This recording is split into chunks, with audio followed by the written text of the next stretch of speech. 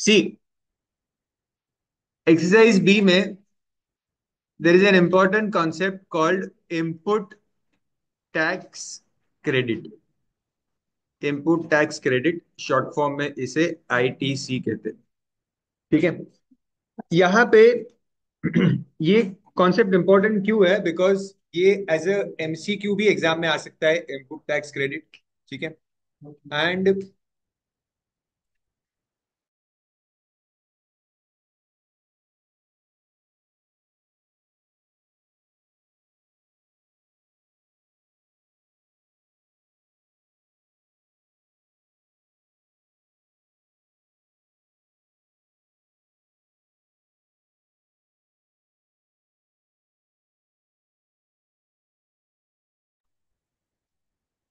सो MCQ के अलावा ये आपको सम्स में कैसे काम आएगा? सम्स के लिए मैं आपको डायरेक्ट फॉर्मूलाज भी दे दूंगा कि ये फॉर्मूलाज है, इसको हमें यूज करना है। ओके, बट थोड़ा सा उसके बैकग्राउंड में समझने के लिए कि एक्चुअल में हो रहा क्या है।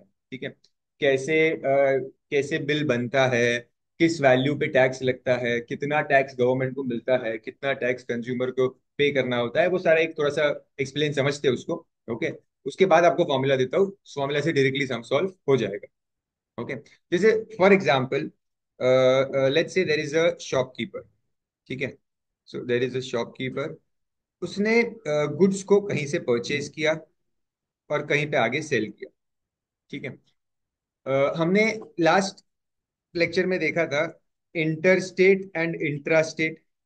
सो आपको बताया था इंटर स्टेट का मतलब within two states. Okay. And intra state का मतलब एक ही स्टेट के अंदर, विद इन अ स्टेट। ये होता है बिटवीन टू स्टेट्स। ठीक है। और ये होता है एक ही स्टेट के अंदर। तो when it is intra, you have to calculate CGST and SGST. ठीक है। ओके, ये एक इंपॉर्टेंट चीज था जो लास्ट टाइम हमने किया था, ये याद रखो। ओके। अब देखो, फॉर एग्जाम्पल एक पर्टिकुलर गुड्स है, लेट्स से मोबाइल फोन, एक 50,000 का मोबाइल फोन है। ठीक है। मैन्युफैक्चरर ने उसे मैन्युफैक्चर किया मोबाइल फोन को। ठीक है। एंड शॉपकीपर को सेल किया। ठीक है। तो शॉपकीपर को उसने सेल किया लेट्स से 50,000। ओके। ये जो 50,000 प्राइस होती है ना, सी मैन्युफैक्चरर पता है क्या करता है? मैन्युफैक्चरर है ना, कोई भी गुड्स, समझो ये गुड्स का बॉक्स है। ठीक है। तो उस बॉक्स के ऊपर एक प्राइस प्रिंटेड होती है। आपके पास भी अगर एक मोबाइल फोन आता है तो उस पर प्राइस प्रिंटेड होती है। ठीक है। समझो उस बॉक्स के ऊपर है प्राइस प्रिंटेड 1 लाख। ठीक है। प्राइस उस पे प्रिंटेड 1 लाख होती है। वो प्राइस किसके लिए प्रिंटेड होती है? कस्टमर के लिए होती है, लास्ट। ठीक है। उस प्राइस पे मैन्युफैक्चरर शॉपकीपर को नहीं देगा। ठीक है। वो प्राइस पे शॉपकीपर फाइनल कस्टमर को दे सकता है। या अगर मैं इस चेन को बड़ा कर दूं थोड़ा सा, समझो यहां से हम होलसेलर को लेके आते हैं, दिस इज होलसेलर। ठीक है। देन होलसेलर के बाद लेट्स से रिटेलर। रिटेलर के बाद let's say there is a shop, या इसके बाद कंज्यूमर कर लेते हैं। ठीक है। कस्टमर या कंज्यूमर, लास्ट स्टेज। ठीक है। तो जो प्राइस उस बॉक्स के ऊपर प्रिंटेड है, वो प्राइस फाइनल कंज्यूमर के लिए होती है। ठीक है। उस प्राइस को हम कहते हैं मार्क प्राइस, जो आपने पहले भी देखा है, बट इसको कहते हैं मार्क प्राइस। इसके दूसरे भी नाम है, लिस्ट प्राइस या प्रिंटेड प्राइस। ये इसके तीन नाम है, मार्क प्राइस, लिस्ट प्राइस या printed price. Usually mark price ही यूज होगा वर्ड। ओके। तो कुछ ना कुछ मार्क प्राइस होगी जो मैन्युफैक्चरर शुरू से उस प्रोडक्ट के ऊपर लिख के रखता है। ठीक है। अब देखो, मैन्युफैक्चरर ने 50,000 में गुड्स होलसेलर को बेचा। होलसेलर ने लेट्स से 60,000 में रिटेलर को दिया।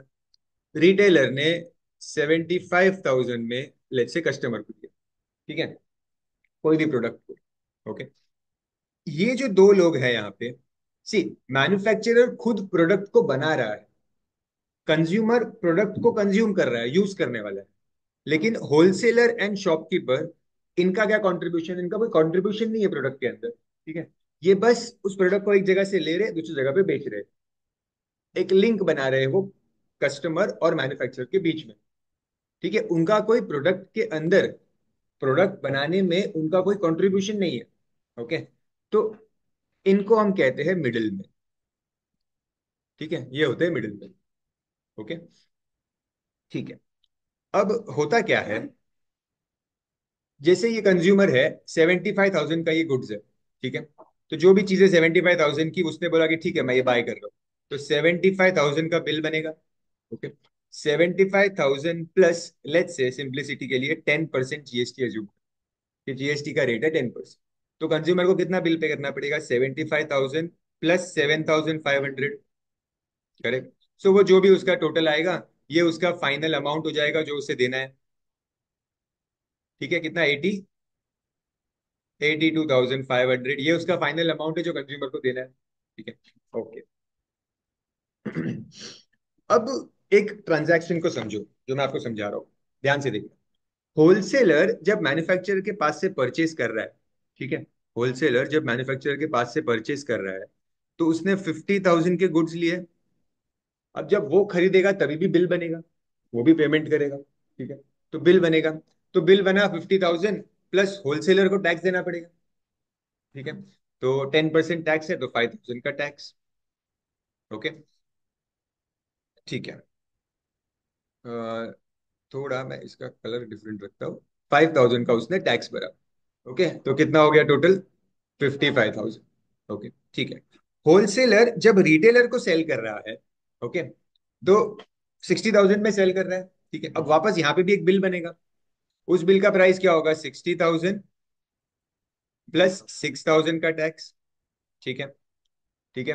तो ये 6,000, यहाँ पे टैक्स कितना है? 6,000 का टैक्स, ठीक है। तो 66,000 रुपीज होलसेलर को मिल गए। ओके, ठीक है। होलसेलर ने प्रॉफिट कितना कमाया है? होलसेलर ने प्रॉफिट कितना कमाया है? देखो, क्या हो गया? कोई बात नहीं। देखो समझो, होलसेलर ने, है ना, प्राइस को 50,000 में प्रोडक्ट खरीदा और 60,000 में बेचा। ओके। तो होलसेलर का प्रॉफिट इस ट्रांजैक्शन में 10,000 रुपए है, 10,000 रुपीज। ये उसका प्रॉफिट है, ठीक है। लेकिन जब होलसेलर ने जब होलसेलर ने खरीदा, ठीक है, तब उसने 5,000 रुपीज का टैक्स दिया था मैन्युफैक्चरर के पास। ओके। जब रिटेलर ने उसको बेचा, सॉरी, रिटेलर ने खरीदा उसके पास से, तो रिटेलर ने उसको 6,000 का टैक्स दिया, क्योंकि प्राइस बढ़ गया था तो टैक्स भी बढ़ ही जाएगा। ओके। तो मतलब होलसेलर का 5,000 टैक्स गया, और उसके पास आया 6,000 टैक्स, मतलब उसके पास एक्स्ट्रा 1,000 रुपीज टैक्स आए हैं, ठीक है। और टैक्स उसका प्रॉफिट नहीं होता है, टैक्स होलसेलर का प्रॉफिट नहीं होता है, ठीक है। तो ये जो 1,000 रुपीज एक्स्ट्रा टैक्स है ना, ये होलसेलर गवर्नमेंट को पे करेगा एज ए जीएसटी। ये ऐसा ट्रांजैक्शन होता है। ट्रांजैक्शन जो होते हैं वो ऐसे होते हैं, ठीक है। हर एक शॉपकीपर, आपको पता है, जो सीए बनते हैं, सीए, ठीक है, वो सीए क्या करेंगे? वो डेबिट और क्रेडिट करते रहते हैं, ठीक है। वो अकाउंट्स मेंटेन करते हैं। वो क्या अकाउंट्स मेंटेन करते हैं? कि आपने कितना परचेज किया और कितना सेल किया, ठीक है। तो जैसे देखो, समझो इस होलसेलर के पास, लेट्स से होलसेलर के पास ये बिल है, ठीक है। समझो गवर्नमेंट का कोई पर्सन आया यहाँ पे, ठीक है, जीएसटी इंस्पेक्टर आ गया, होलसेलर की दुकान में एक जीएसटी का इंस्पेक्टर आ गया, ठीक है। उसने देखा कि होलसेलर के पास ये बिल है कि आपने रिटेलर को एक मोबाइल फोन बेचा 60,000 में, और आपको 6,000 रुपीज टैक्स मिला उसमें, ठीक है। तो ये जीएसटी इंस्पेक्टर बोलेगा 6,000 रुपीज टैक्स मिला है ना, ये टैक्स गवर्नमेंट को दो, टैक्स तो गवर्नमेंट का होता है। ओके। बट होलसेलर क्या बोलेगा? 6,000 रुपीज का पूरा टैक्स मैं नहीं दूंगा। क्यों नहीं दूंगा? क्योंकि जब मैंने खरीदा था, तो मैंने 5,000 रुपीज टैक्स दे दिया था उस टाइम, ठीक है। तो ये 5,000 रुपीज कट करो मेरे 6,000 में से। समझ रहे हैं? ये जो 5,000 रुपीज कट हुआ ना, इसी को कहते हैं इनपुट टैक्स क्रेडिट। इसी को कहते हैं इनपुट टैक्स क्रेडिट, कि जो टैक्स आपने चीज खरीदते वक्त भर दिया है, ओके, वो टैक्स आप जब आपको पैसा मिलेगा, उसमें से वो माइनस हो जाएगा। ओके। ऐसा, ये तो मैंने एक प्रोडक्ट का बताया। कोई भी रिटेलर होगा, जैसे कोई इलेक्ट्रॉनिक्स का शॉप है, तो उनके पास washing machine, refrigerator, air condition, mobile phone, tabs, बहुत सारी चीजें होती है, ठीक है। तो वो 10 चीजों में वो सब चीज का बिल रेडी करके रखते हैं, ठीक है। कि हमने जब 100 आइटम्स जब हमने परचेज की थी, ठीक है, तो टोटल टैक्स हमने पे किया, लेट्स से 5,55,000 रुपीज का। ओके। और जब उन 100 आइटम्स को उन्होंने सेल किया, ठीक है, तो उनके पास टैक्स आया 6 लाख रुपीज का, लेट्स से, ठीक है। तो ये नेट हिसाब होता है उनका एवरी मंथ के एंड में। ओके। और वो हिसाब करके दोनों को माइनस करके जो एक्स्ट्रा पैसा बचता है वो किसको जाता है? गवर्नमेंट के पास जाता है एज ए टैक्स। समझ में आया कॉन्सेप्ट? ठीक है। ऐसे लग रहा होगा कि बहुत डिफिकल्ट है वगैरह, सॉल्व बहुत इजीली हो जाता है। ओके, बस आपको मुझे इनपुट टैक्स क्रेडिट क्या होता है वो समझाना था, इसलिए मैंने ये एग्जांपल। ओके। सॉल्व बहुत इजीली होता है। सॉल्व इजीली कैसे होता है? हमको ऐसा अलग अलग करना नहीं पड़ता कुछ भी, ठीक है। हम क्या करते हैं, सीधा सीधा आपको देखना है कि होलसेलर ने प्रॉफिट कितना कमाया। 10,000 रुपीज प्रॉफिट कमाया ना। सीधा उस प्रॉफिट के ऊपर, सीधा उस प्रॉफिट का 10% फाइंड करो। 10% जीएसटी का रेट है। 10% ऑफ द प्रॉफिट, 10,000 का प्रॉफिट था, कितना आया? 1,000 रुपीज। ये जीएसटी है जो गवर्नमेंट के पास जाएगा। सीधा ऐसा कैलकुलेट होगा सम्स में। ओके। बिकॉज आप समझो, आपको पता है वैल्यू एडेड टैक्स क्या होता है? आप लोगों ने पढ़ा है 8th में या 9th में? वैल्यू एडेड टैक्स, ठीक है। जीएसटी जो कॉन्सेप्ट है ना, वो वैल्यू एडेड टैक्स के ऊपर बना हुआ कॉन्सेप्ट है। जीएसटी आने से पहले वैल्यू एडेड टैक्स ही था, वैट। इसको वैट कहते हैं, वैल्यू एडेड टैक्स। इसका मतलब क्या है कि होलसेलर जो है वो पूरे 50,000 के प्रोडक्ट पे टैक्स नहीं भरता है। होलसेलर ने 50,000 के प्रोडक्ट को 60,000 का बना दिया। ओके, तो उसने 10,000 की वैल्यू ऐड की, तो सिर्फ 10,000 की वैल्यू पे ही वो टैक्स भरेगा। ओके। मैन्युफैक्चरर ने अगर पूरा प्रोडक्ट बनाया 50,000 का, तो वो पूरे प्रोडक्ट पे टैक्स भरेगा। कंज्यूमर पूरा प्रोडक्ट खरीद रहा है, तो वो पूरे प्रोडक्ट पे टैक्स भरता है।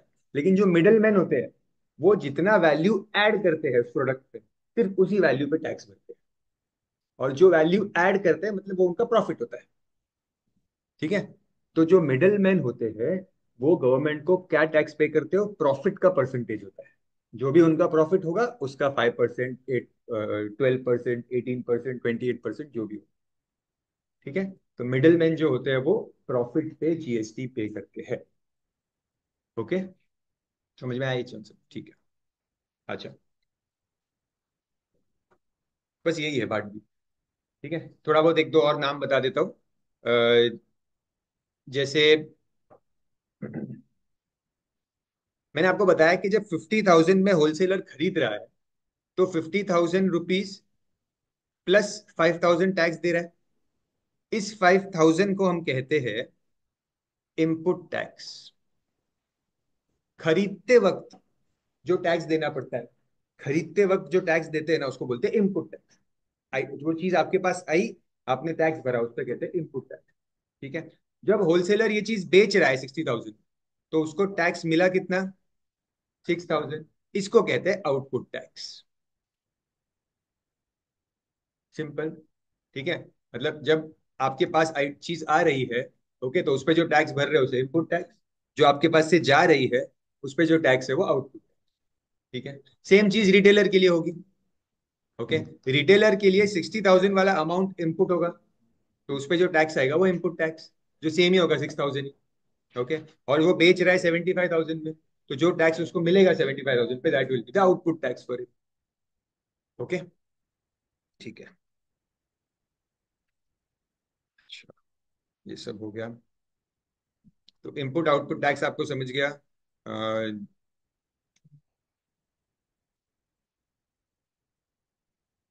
इनपुट आउटपुट टैक्स हो गया। अब एक एक दो मैं जस्ट छोटे से फॉर्मूला लिखवा देता हूँ, वैसे ज्यादा जरूरत भी नहीं पड़ेगी आपको, बट फिर भी लिख दो।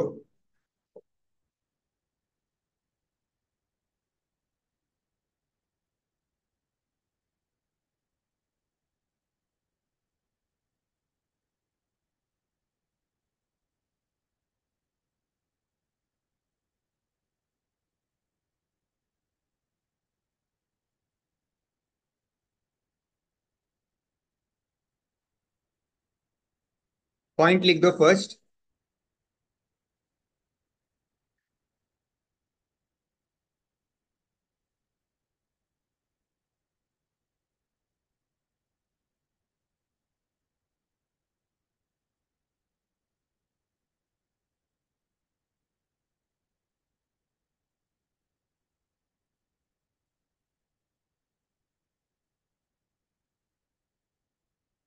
रिमोट का है एसी का?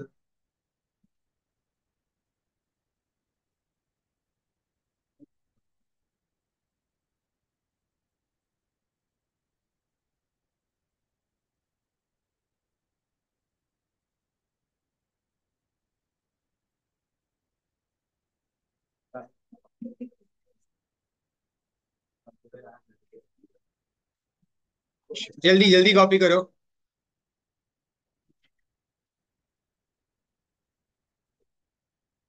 कर दो।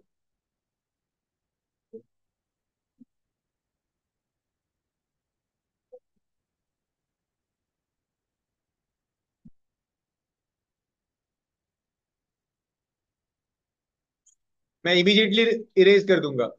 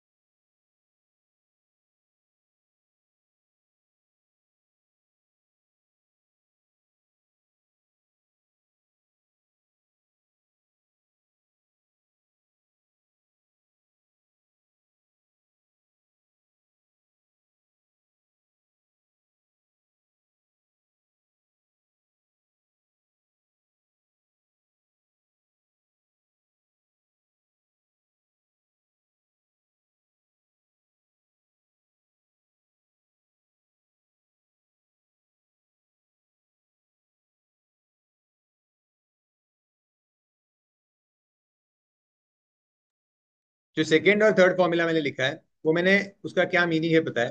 देखो मैंने जैसे आपको एक एग्जांपल दिया था अभी कि एक मैन्युफैक्चरर है, एक होलसेलर है, फिर कस्टमर है, लेट्स से। ठीक है, ये उनका एक फ्लो बन रहा है ऐसा। ओके, 50,000 का प्रोडक्ट था, फिर इसने 60,000 में बेच दिया। ठीक है, ऐसा एग्जांपल लिया था मैंने आपको। अब इसमें क्या होता है, कभी कभी क्वेश्चन पूछेंगे वो आपको, find the total GST paid to the government. Total GST, ऐसे बहुत बड़ा चेन दे देंगे, समझो इसके आगे एक और पर्सन रहेगा। ठीक है, उसने 40,000 में बेचा है लेट्स। ऐसे एक बड़ा चेन देंगे और बोलेंगे फाइंड द टोटल जीएसटी। तो टोटल जीएसटी का मतलब होता है कि हर स्टेज पे निकालना पड़ता है, इसने कितना किया, इसने कितना किया, ऐसा। इससे अच्छा होता है कि आप सीधा जो कस्टमर ने जीएसटी पे किया है सीधा वही निकाल लो। वो अमाउंट और इन सबका इंडिविजुअल अमाउंट सेम होता है। तो अगर वो आपको क्वेश्चन में पूछते हैं कि find the total GST paid to the government, ठीक है, नाम नहीं लेते किसी का कि होलसेलर ने कितना दिया, कि मैन्युफैक्चरर ने कितना दिया है, कंज्यूमर ने कितना दिया। तो टोटल जीएसटी बोला मतलब कंज्यूमर का ही फाइंड करना। ओके, याद रखना, टोटल जीएसटी बोलेंगे तो कंज्यूमर का ही फाइंड करना। ओके। दूसरा एक वो चीज कहते हैं आपको कि find the price paid. Find the price paid.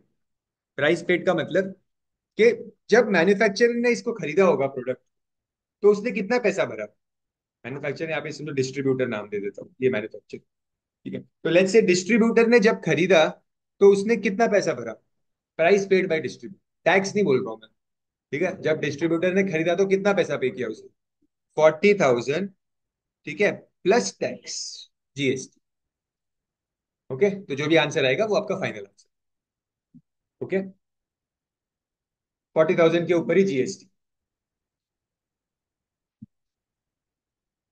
ठीक है, तो price of the goods plus GST on full price. ठीक है, कि उसने कितने में खरीदा, इतने में। अगर होलसेलर का पूछा कितने में खरीदा, तो 50,000 प्लस उस पर जीएसटी। ओके, लेकिन जब वो आपको टैक्स का पूछते हैं कि डिस्ट्रीब्यूटर ने कितना जीएसटी गवर्नमेंट को पे किया, डिस्ट्रीब्यूटर ने कितना जीएसटी गवर्नमेंट को पे किया, ठीक है, तो हम क्या करते हैं, तो हम सीधा इसके प्रॉफिट पे निकालते हैं। ठीक है, क्या करते हैं, और मोस्टली क्वेश्चंस में यही आएगा, वापस सुनो। मोस्टली सारे क्वेश्चंस में क्या आएगा कि डिस्ट्रीब्यूटर ने गवर्नमेंट को कितना टैक्स पे किया। ठीक है, तो जो उसके प्रॉफिट है उस पे आपको टैक्स निकालना है। होलसेलर ने कितना टैक्स पे किया गवर्नमेंट को, जो होलसेलर का प्रॉफिट है उस पे निकालें। समझ गया, टैक्स पूछा तो प्रॉफिट पे। ओके, इसलिए देखो यहाँ पे हमने लिखा है स्टार्टिंग में, मिडिल मैन पे जीएसटी। जीएसटी मतलब टैक्स ही होता है। ठीक है, on profit to the government. Okay, sum करते करते और समझ में आएगा अच्छे से, थोड़ा थोड़ा।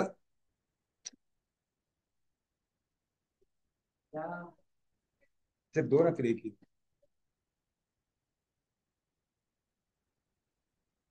ठीक है, एक्सरसाइज पे आ जाओ।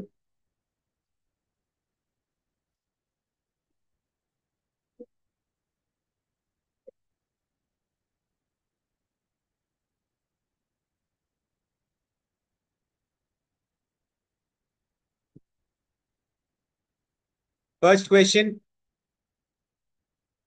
फिलिंग द ब्लैंक्स है। एक बार देख लेते हैं फटाफट ओरली, आप टेक्स्ट बुक में ही चाहिए तो इसका आंसर लिख दो। क्वेश्चन नंबर 2, जस्ट एक बेसिक अंडरस्टैंडिंग के लिए है। When the goods and services sold for rupees 15,000 under interstate transaction from station A to station B, so station A से station B sell किया है 15,000 rupees में, okay, and the rate of GST is 12%. Find the selling price। ये ऐसे ही question बनाया है, ऐसा question भी एग्जाम में आता नहीं, जस्ट आपको एक एक चीज समझाने के लिए उन्होंने बना दिया है question. Find the selling price excluding GST at station A. मतलब स्टेशन ए से कितने में बेचा, 15,000 में बेचा, तो हो गया 15,000।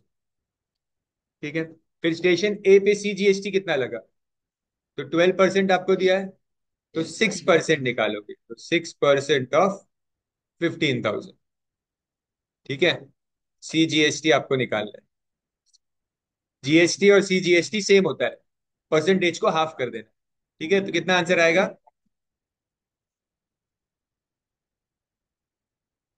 900। अगर सी जीएसटी 900 है तो एस जीएसटी भी 900 होगा। ठीक है, अब क्या बोला है, cost price excluding GST at station B. Station B ने कितने में खरीदा? 15,000 में खरीदा, एक्सक्लूडिंग जीएसटी बोला है ना। ठीक है, 15,000 में खरीदा। If the profit is 5,000, selling price at station B, मतलब स्टेशन बी वाले ने 5,000 का प्रॉफिट कर दिया, तो मतलब कितने में सेल किया उसने? 20,000 में सेल किया। ठीक है। Now the same goods and services are moved under interstate transaction from station B to station C. अब वो कह रहे हैं कि बी से सी में गया। ओके। और उन्होंने बोला है कि इंटर स्टेट ट्रांजैक्शन हुआ। वैसे देखो, एग्जाम में आपको इंट्रा स्टेट ही आएगा। ओके, क्योंकि आपके सिलेबस में और शायद आपको स्कूल में भी बोलेंगे दैट आपको इंट्रा स्टेट ही आएगा। ओके। फर्क कुछ भी नहीं, आपको पता है इंट्रा स्टेट आता है तो सीजीएसटी और एसजीएसटी अलग अलग निकालते हो। इंटर होगा तो एक ही साथ निकालते हो, उसको आईजीएसटी नाम देते हो। ठीक है, और एक ही साथ निकाल दो। फर्क इतना ही है सिर्फ। ओके। तो इस बार उन्होंने बोला कि इंटर स्टेट ट्रांजैक्शन है ये वाला इंटर स्टेट है। ठीक है। तो आपको पूछ रहे हैं कि फाइंड द जीएसटी। ठीक है, तो सीधा 12% निकालोगे आप। Find the GST paid to the government.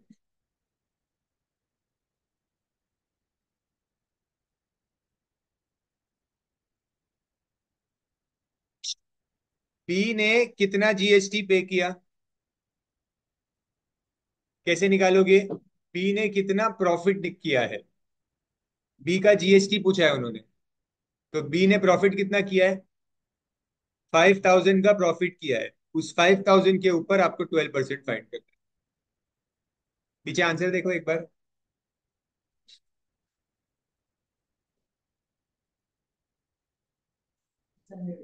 600 आपका आंसर है।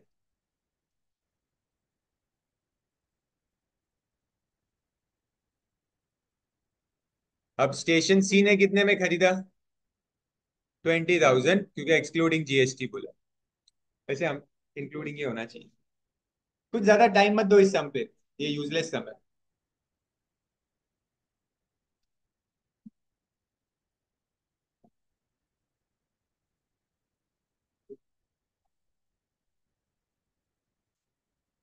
लिख दिया आंसर।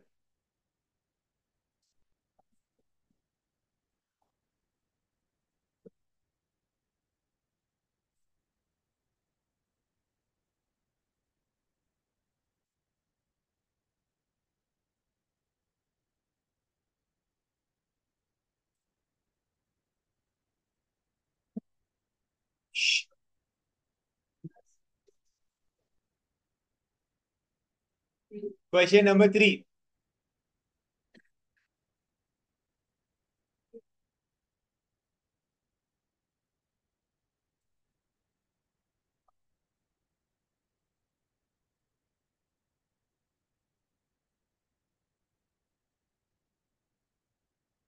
एक्चुअली है ना, इन्होंने प्रॉब्लम क्या है पता है आपको?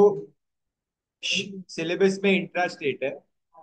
फ्रैंक ने टेक्स्ट बुक के सारे सम्स को इंट्रा स्टेट के लिए चेंज कर दिया। मतलब फ्रैंक में आपको इंटर स्टेट का एक भी सम नहीं दिखेगा फ्रैंक टेक्स्ट बुक में। लेकिन कंसाइज ने चेंज नहीं किया वो चीज अभी तक। बीच में कुछ सम्स इंट्रा स्टेट के आएंगे, कुछ सम्स इंटर स्टेट के आते हैं। तो उसे थोड़ा सा कंफ्यूजन भी होता है फिर कभी। तो इसलिए मैं बार बार कहता हूँ कि आप सारे सम्स को इंट्रा स्टेट समझ के ही सॉल्व करो। वो इजी रहेगा, वो अच्छा रहेगा आपके लिए। ठीक है, बिकॉज वही आएगा एग्जाम। स्कूल में बोला, कुछ स्कूल में हुआ है चैप्टर?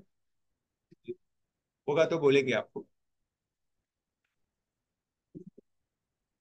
तो देखो, goods and services sold from Agra to Kanpur for rupees 20,000। So Agra से कानपुर कितने में सेल किया? सी देखो, मेरी आदत है कि मैं ऐसे ये इस तरह से एक फ्लो चार्ट टाइप्स बनाता हूँ और उसके बाद सम को सॉल्व करता हूँ। इससे सम को समझना बहुत इजी हो जाता है। ठीक है, आप डायरेक्ट लिखोगे तो उससे गलती होती है। तो ये बनाया करो तो ये अच्छा रहता है। तो आगरा टू कानपुर 20,000 में सेल किया है, and then Kanpur to Rajasthan sale किया है। ठीक है। If the rate of GST is 18%, तो ठीक है 18% रेट है हमारा जीएसटी का। एंड आपको बोला है the profit made eight Kanpur is 5,000। तो कानपुर में 5,000 का प्रॉफिट पे किया है। ठीक है, तो मतलब कानपुर ने सेल कितने में किया? 25,000 में सेल कर दिया कानपुर। ठीक है। Find the net GST payable by the dealer at Kanpur. मतलब कानपुर के डीलर ने कितना जीएसटी पे किया। ठीक है, तो आप सीधा सीधा उसके 5,000 पे निकालोगे आंसर। दोनों मैं बताता हूँ। देखो, इन्होंने यहाँ पे है ना, इन्होंने यहाँ पे कुछ हिंट दिया है आपको। ओके, जस्ट आपको समझाने के लिए आपको बताइए करना क्या है। बट क्या हिंट दिया है देखो, उन्होंने GST received minus GST paid. समझते हो ना ये क्या है? जब वो खरीदता है तो कुछ टैक्स देता है, जब वो बेचता है तो कुछ टैक्स मिलता है, फिर इन दोनों को माइनस करके आंसर आता है। बट हम तो डायरेक्ट कर रहे हैं प्रॉफिट के ऊपर। ठीक है, तो कैसे फाइंड, आप दोनों को ब्रेक करो और जीएसटी दोनों पार्ट्स में ही फाइंड करो। ठीक है, तो S G S T paid at Kanpur, ठीक है, C G S T paid at Kanpur.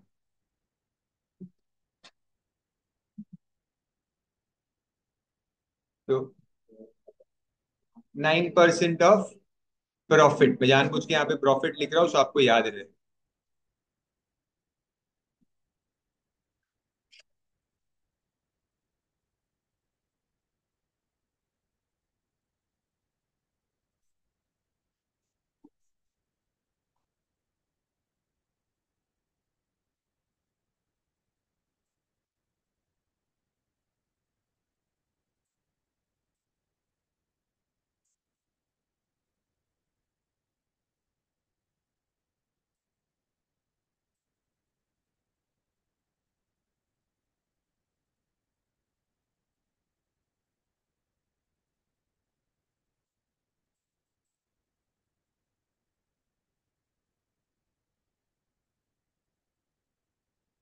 क्या करना है? फाइनल आंसर आपका 900। 450, 450।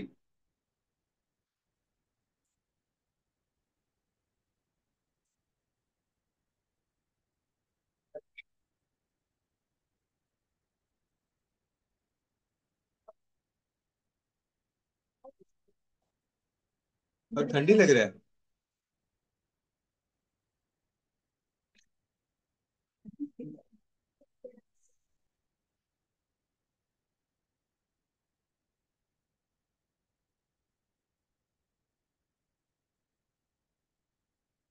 ठीक है, हो गया नेक्स्ट सम। तो फटाफट, कुछ सम में कुछ है ही नहीं, सिंपल सिंपल सम है एकदम।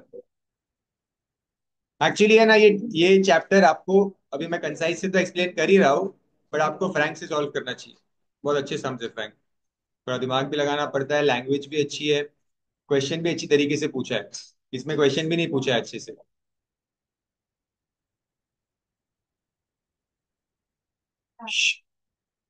Fourth sum, C, goods and services sold from Kota, Rajasthan to Mumbai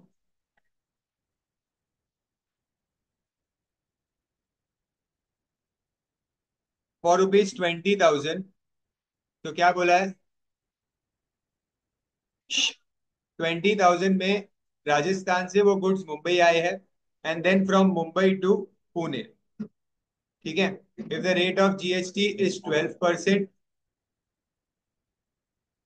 and the profit made at Mumbai is 5,000। बिल्कुल सेम ही सम हो गया ये तो। Find the net GST paid at Pune if the dealer at Pune does not sell the goods further। उन्होंने क्या बोला है? नेट जीएसटी किसका बोल दिया इस बार? मुंबई वाले का नहीं बोला। मिडल मैन कौन है यहाँ पे? मुंबई वाला मिडल मैन था। अगर मुंबई वाले का पूछा होता तो आप प्रॉफिट पे निकालते। ठीक है, लेकिन उन्होंने पूछ लिया पुणे वाले का। तो पुणे वाले ने तो किसी को बेचा ही नहीं है, तो दूसरा प्राइस तो है ही नहीं आपके पास, तो आपके पास सिर्फ एक ही प्राइस है 25,000। तो उसी पे आप जीएसटी निकालोगे। ठीक है, एस जी एस टी, सी जी एस टी, तो 6%।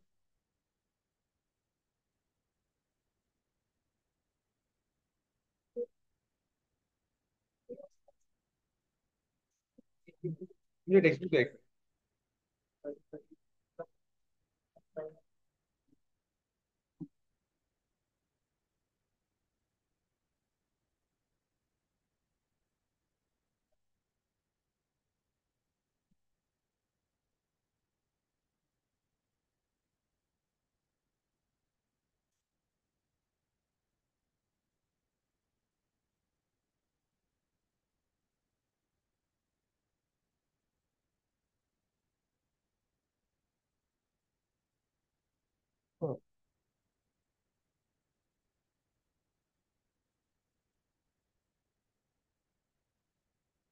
क्या आंसर आया टोटल नेट जीएसटी?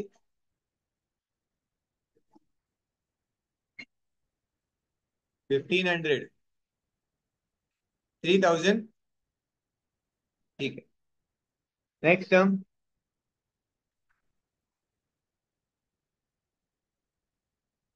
फटाफट करो, फटाफट, टाइम पास नहीं।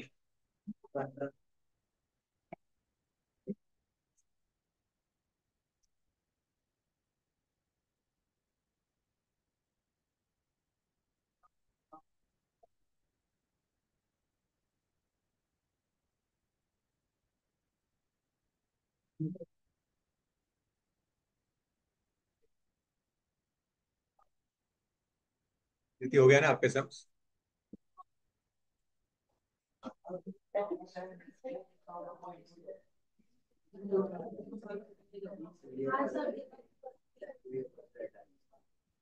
Next sum.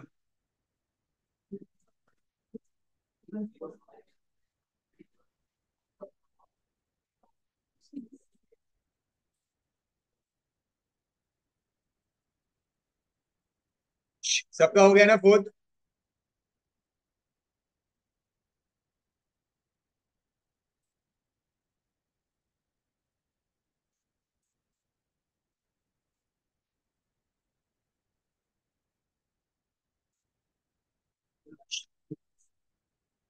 A is a dealer in Banaras. He supplies goods worth rupees 8,000 to a dealer B. Dealer B supplies the same goods and services to dealer C in Patna at a profit of 1200।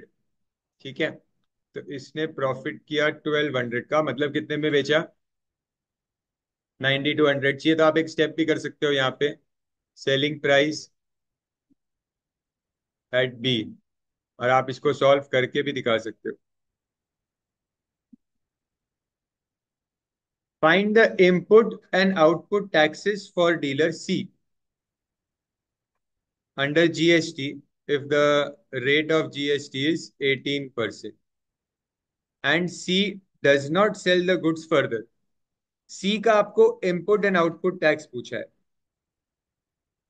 Input tax for dealer. Input tax क्या होता है?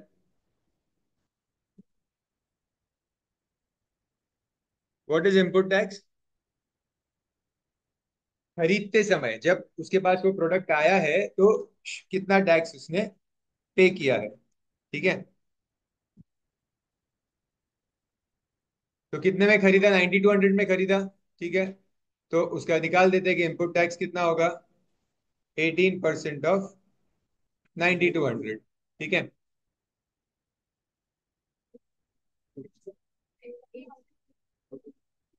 जिस price, जो खरीदने वाली price होती है ना, उस पे जो टैक्स लगता है उसको हम कहते हैं इनपुट टैक्स। जो बेचने वाली प्राइस है उस पे जो टैक्स लगता है उसे कहते हैं आउटपुट टैक्स। 1656। ठीक है। अब डी ने बेचा कितने में? सी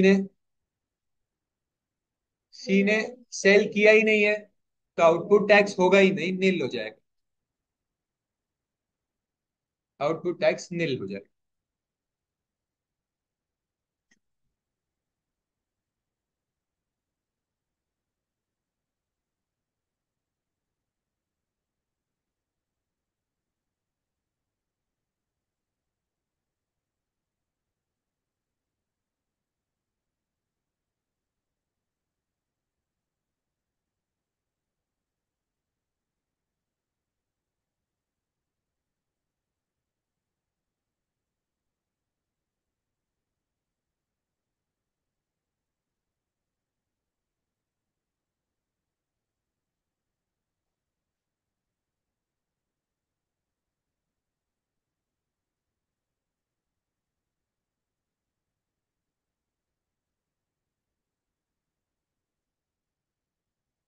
क्वेश्चन नंबर 6।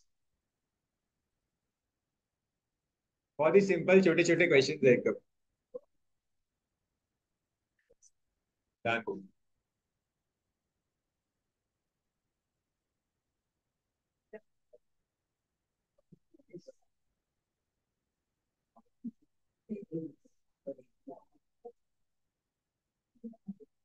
आएगा ही नहीं ये सब सब इतने इजी सब। थोड़े आगे भी आएंगे थोड़ी। Sixth one. चलो फटाफट यार, टाइम पास मत करो। A is a dealer in Meerut. एक डीलर है A. He supplies goods and services worth rupees 15,000 to dealer B. 15,000 के गुड्स सेल किए डीलर बी को। Dealer B in turn supplies the same goods and services to dealer C at a profit of 3,000। तो dealer सी को बेचा at a profit of 3,000। तो मैं यहाँ पे लिख देता हूँ कि प्रॉफिट है 3,000। ठीक है। If the tax is at a rate of 18%, find the cost including GST of goods and services to the dealer C in Jabalpur. Dealer C के लिए इंक्लूडिंग जीएसटी कितना कॉस्ट पड़ा गुड्स का, कैसे निकालोगे?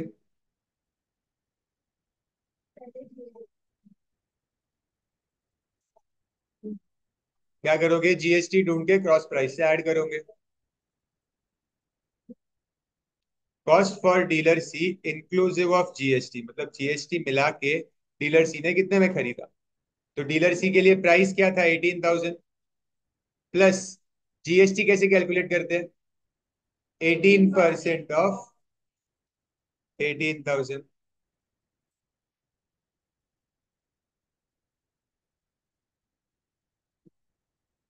बी के लिए बोलते हैं ना, अगर बी के लिए तो 3,000 पे आता है, क्योंकि बी मिडल में, सी इज नॉट अ मिडल। ये सही किया मैंने। आपको चाहिए तो अलग से भी कर सकता, आपको चाहिए तो ये जीएसटी अलग से निकाल दो, फिर उसको 18,000 में ऐड कर देना। एक ही बात है।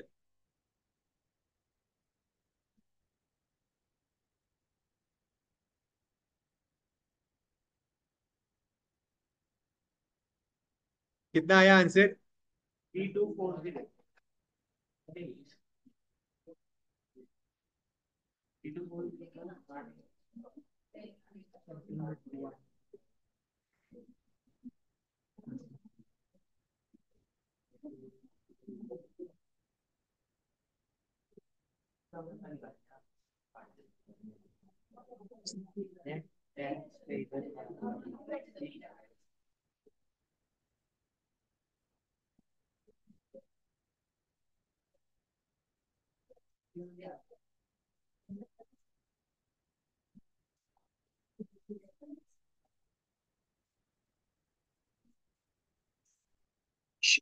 सेकेंड पार्ट कैसे करेंगे? Net tax payable by dealer B. B ने कितना टैक्स पे किया? तो बी एक मिडिलमैन है, तो कितना टैक्स पे करेगा बी?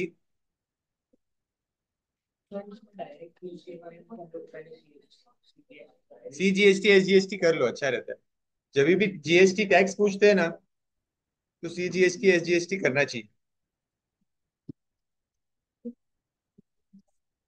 तो 9% ऑफ 3,000।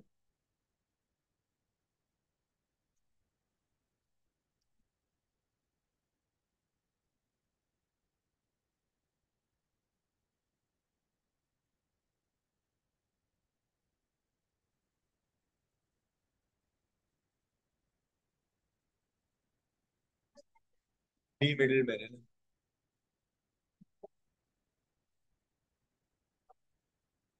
कितना 270 आया? तो टोटल आ जाएगा 5। ठीक है।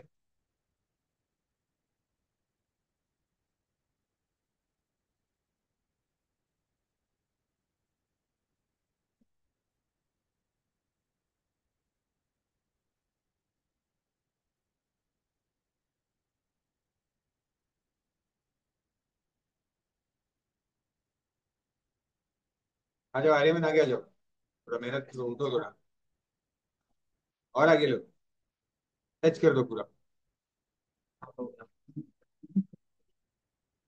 कृति, आपको फोन रख दो पहले तो आप। बॉम्ब को बोलो आप ट्यूशन को।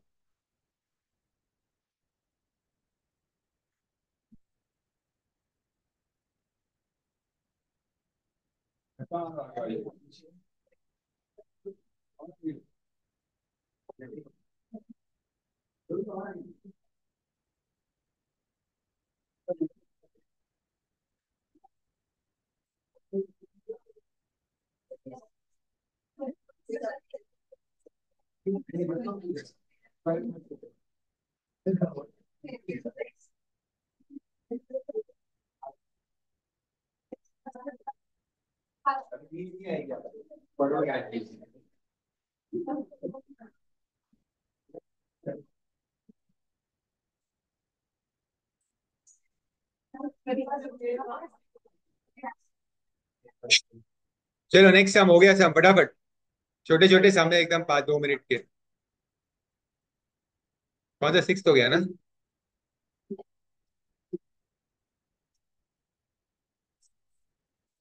7, dealer x in Hapur supplies goods and services worth rupees 50,000 to some other dealer in Y.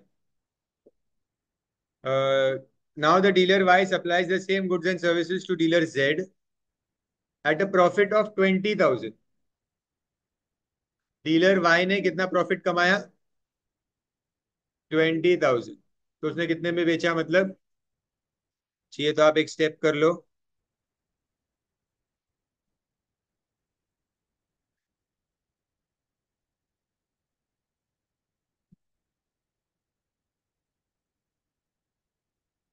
अब बोला है find the input and output tax for dealer Y.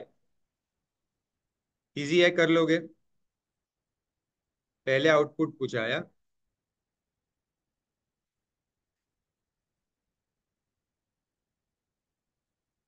Output tax मतलब जो बाहर जाने वाली प्राइस है।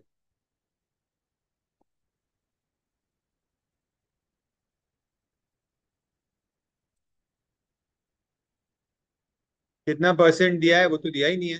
हाँ, 28 लास्ट में।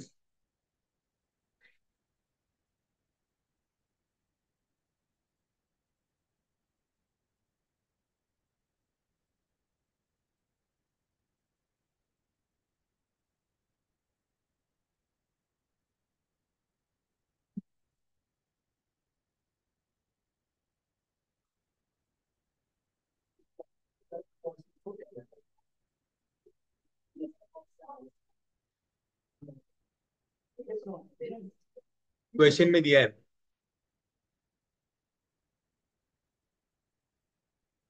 नेट जीएसटी कैसे निकालेंगे? वाई का पूछा है, नेट जीएसटी वाई। 20,000 पे 2160 कहाँ से आया आपके पास? अच्छा।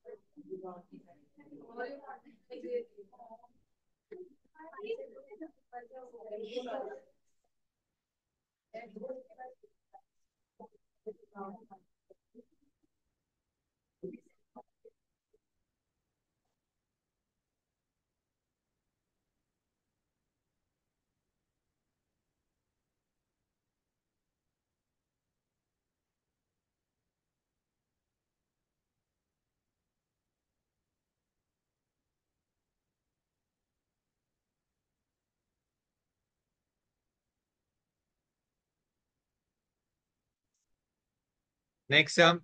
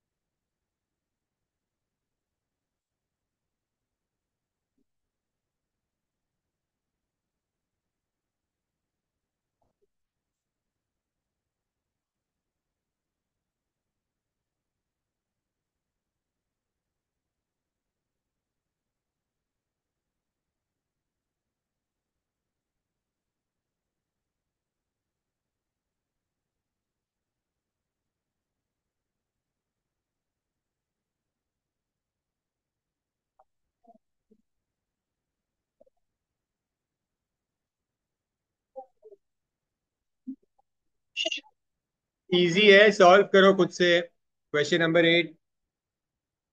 कंसल्टेंसी सर्विसेज वर्थ ₹50,000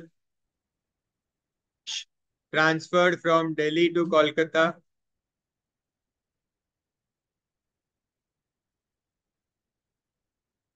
मुंह में भरूंगा अभी आपके वो।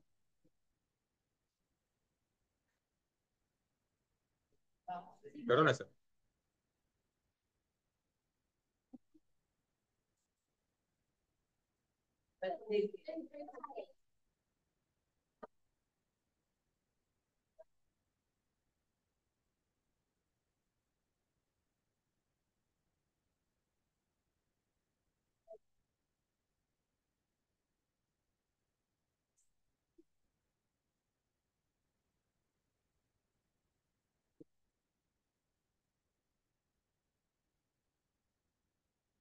बहुत ही सिंपल सा, मैं 8 जल्दी से खत्म करो।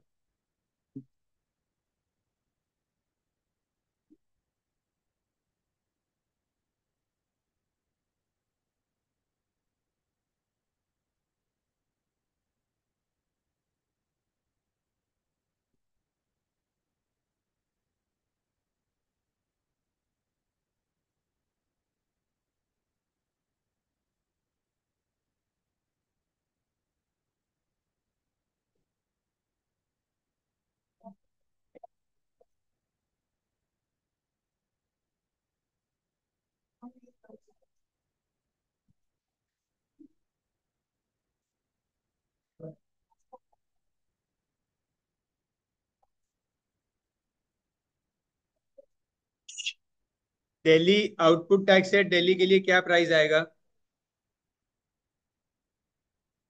18% ऑफ 50,000, मतलब आउटपुट टैक्स मतलब जो बाहर जाने वाली प्राइस होती है, सेलिंग वाली प्राइस होती है उसकी।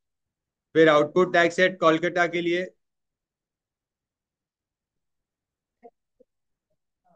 इनपुट आउटपुट टैक्स करते वक्त आप प्रॉफिट नहीं लेते।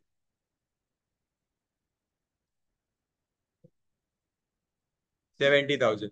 और output tax at Nainital, Nainital ने कितने में बेचा?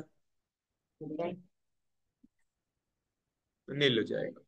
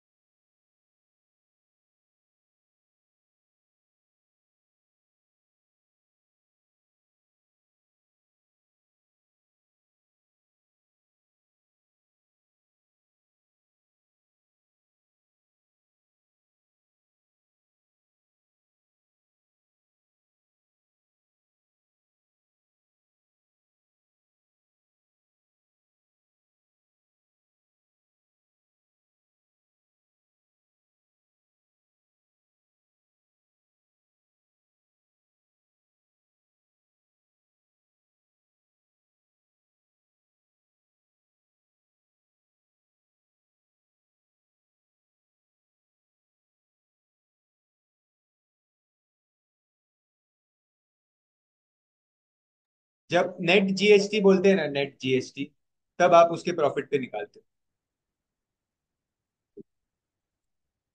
ये कितना आएगा? ये कितना आएगा? 18 जा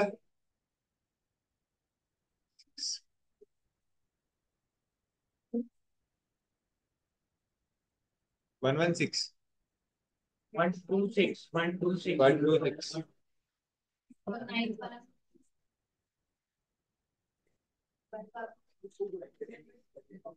झूठ तो नहीं।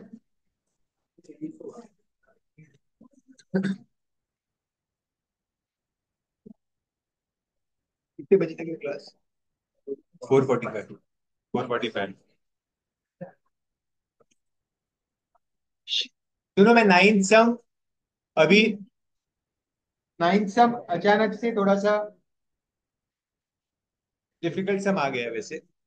कर ही लेते, छोड़ जान दो, एक सम बाकी है तो कर ही लेते, पेंडिंग नहीं रखते। फिर सी स्टार्ट करते।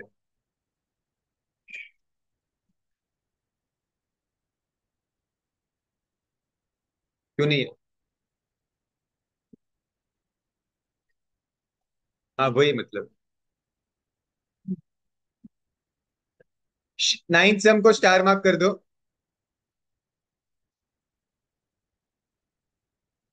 देखो मेरे ख्याल से अभी तक आपने जितने सम्स किए ना एक्सरसाइज में, उसमें से कोई भी नहीं आएगा एग्जाम।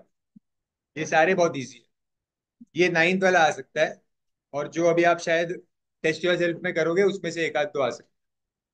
बाकी तो सब एकदम, कुछ था ही नहीं सम्स में, देखो आपने कुछ कैलकुलेट ही नहीं, कैलकुलेशन ही नहीं है कुछ। बहुत इजी है। ये वाला क्वेश्चन थोड़ा इंटरेस्टिंग है, जहाँ आपको थोड़ा सा दिमाग लगाना है। ठीक है।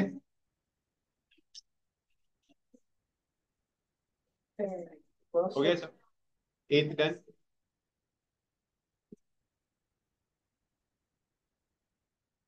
एक बार क्वेश्चन रीड करो, समझ में आ रहा है क्या? क्वेश्चन समझ में आ रहा है क्या? सॉल्व कैसे करना है वो छोड़ो। Just try to read and try to understand the question at least.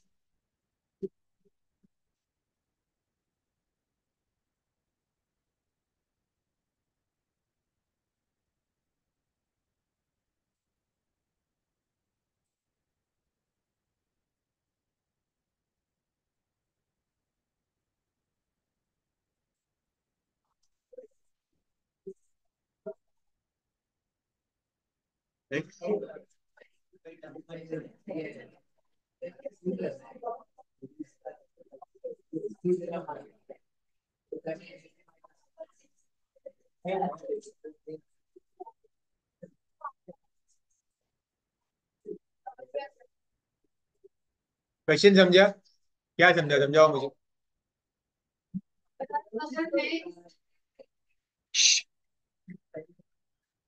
हाँ हाँ ठीक है। ठीक है ठीक है।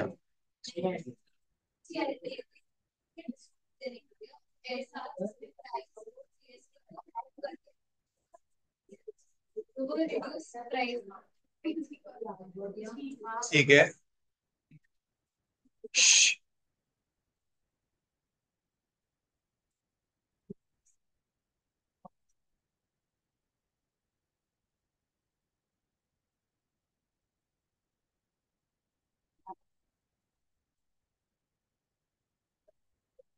देखो क्या बोला है आपको, for a trader the mark price of a refrigerator, they are saying the mark price of the refrigerator, मतलब रेफ्रिजरेटर के ऊपर जो प्राइस लिखी हुई है वो है 15,680, which is exclusive of GST. Actually उन्होंने यहाँ पे मेंशन किया है एक्सक्लूसिव ऑफ जीएसटी, लेकिन मार्क प्राइस हमेशा विदाउट जीएसटी ही होती है, वो अज्यूम्ड है। अगर ये यहाँ पे नहीं भी लिखते ना, तो भी उसका मतलब यही है कि मार्क प्राइस का मतलब जिसमें जीएसटी ऐड अभी तक नहीं किया है। ओके। और जीएसटी का रेट है यहाँ पे 12%। ठीक है। अब आपको आपको पता है, अगर आप इस शॉप में जाओगे और आप अगर ये रेफ्रिजरेटर खरीदोगे, तो आपको इसका mark price plus some value of GST भरना पड़ेगा। ठीक है। उन्होंने बोला है कि 12% जीएसटी है ना, तो आपको इसका 12% भरना पड़ेगा, 15,680 का 12%। कैलकुलेट मत करो, वो जरूरी नहीं है, बट एक रफली समझो आपको आंसर आएगा 1800 लेट से। ठीक है। तो वो 1800 इसमें ऐड हो जाएगा। तो आपका जो फ्रिज का प्राइस है वो 17,200 समथिंग समथिंग हो जाएगा कुछ। ठीक है। तो आपने या कस्टमर ने उस ट्रेडर को क्या कहा, कस्टमर ने ट्रेडर को क्या कहा कि मेरा इतना बजट ही नहीं है। कितना? 17,000 प्लस। इतना मेरा बजट ही नहीं है। ठीक है। मेरा बजट कितना है? मैं टोटल दे सकता हूं 15,680, जिसमें जीएसटी वगैरह सब कुछ इंक्लूडेड है। समझ रहे हो? अगर आप इसको बेस प्राइस लोगे, इसको मार्क प्राइस लोगे, तो जीएसटी इसके ऊपर ऐड होगा और प्राइस और एक्सीड हो जाएगी। ठीक है। वो कह रहे हैं नहीं, आप प्राइस को ही चेंज कर दो। ठीक है। आप, क्योंकि ट्रेडर तो कर ही सकता है ना, उसका प्रोडक्ट है, वो डिस्काउंट दे सकता है। ठीक है। वो बोला कि प्राइस को चेंज करो, और ऐसा चेंज करो प्राइस को कि उसमें जब जीएसटी ऐड कर देंगे तो जो टोटल प्राइस आएगी वो आएगी 15,680। समझा क्वेश्चन? ओके। ठीक है। तो ये जो प्राइस है जिसको हम ढूंढ रहे हैं, उसको इन्होंने बोला है रिड्यूस्ड प्राइस। ठीक है। तो हम क्या करेंगे? First step, let the reduced price, let the reduced price be X. ठीक है। रिड्यूस प्राइस एक्स है। इस रिड्यूस प्राइस के ऊपर आप जीएसटी ऐड करोगे। Correct.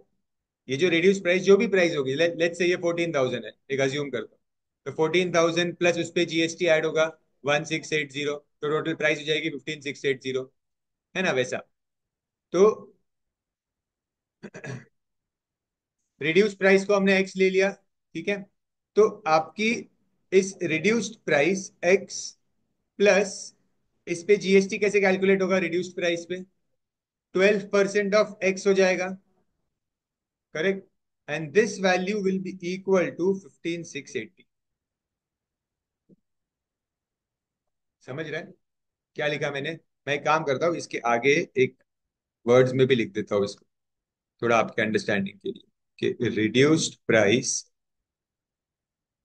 Plus GST is equals to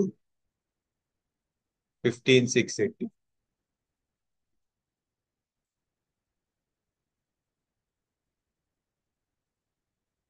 ठीक है। अब इसको सॉल्व कैसे करेंगे?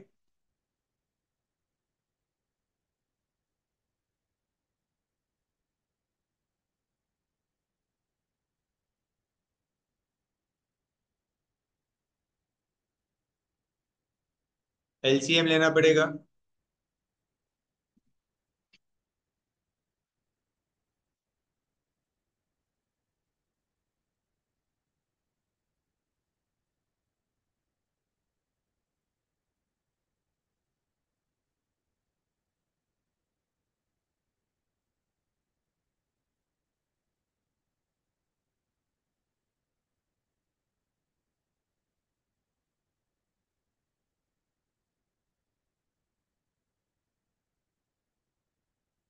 कैंसिलेशन करो और बताओ प्राइस क्या है।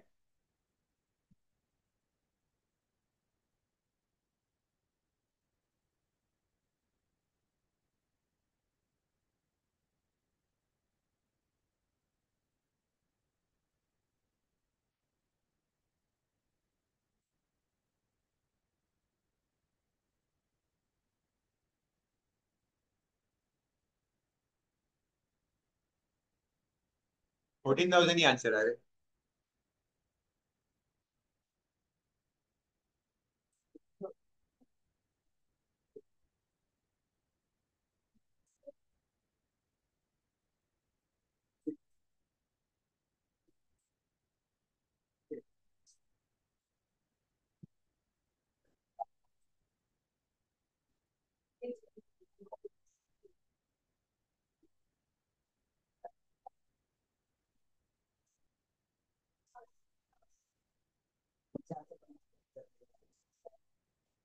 क्या आंसर आया? अच्छा, क्वेश्चन में पूछा क्या था? रिड्यूस प्राइस पूछा है क्या क्वेश्चन में? ये आपको क्या मिला है? आपको रिड्यूस प्राइस मिला है। उन्होंने पूछा है कि रिडक्शन कितना हुआ, मतलब ट्रेडर ने एक्चुअली कितना रिड्यूस किया प्राइस को। तो पहले प्राइस कितनी थी? 15,680 थी, और उसने कितना रिड्यूस किया? 14,000 पे। तो इन दोनों को माइनस करना पड़ेगा। ठीक है। तो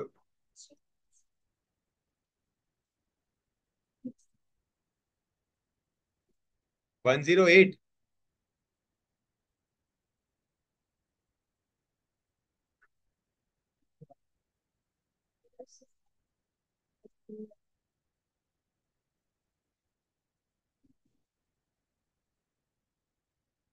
रिक्वायर्ड रिडक्शन इज 15,680 माइनस 14,000। ये आंसर है आपका। पीछे गलत होगा।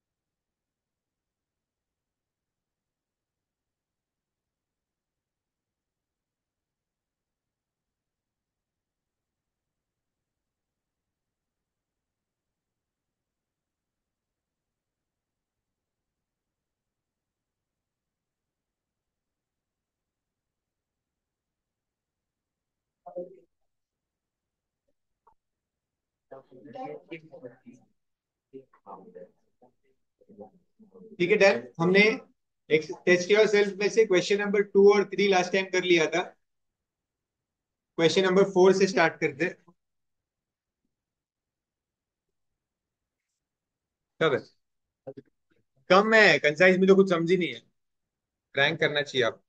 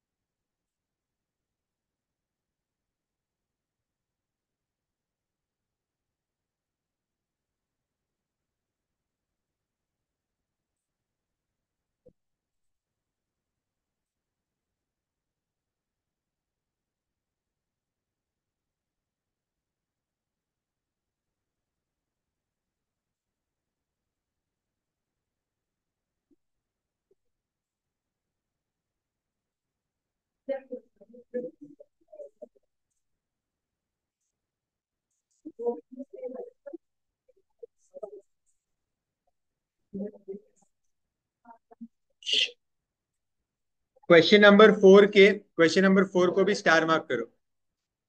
Test your self.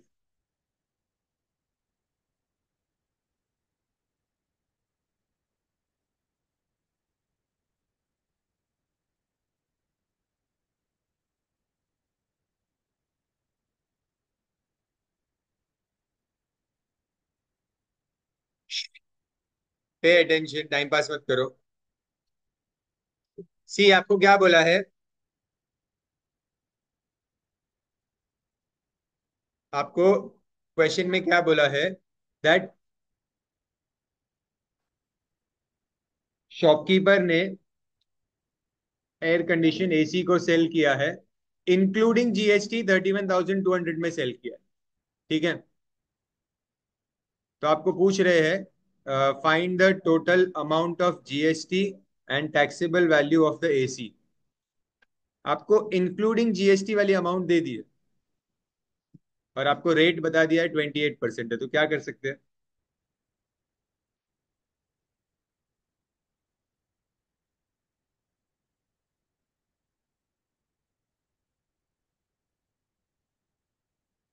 उन्होंने आपको जीएसटी इंक्लूड करने के बाद जो प्राइस आती है वो पहले ही दे दी है।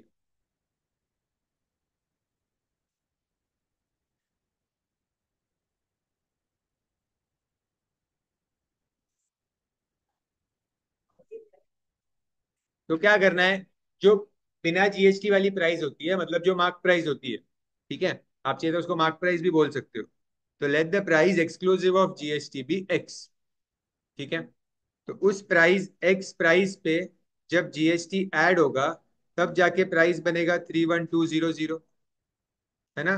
तो उस एक्स प्राइस पे जीएसटी ऐड करने का मतलब 28% ऑफ एक्स इक्वल्स 31200।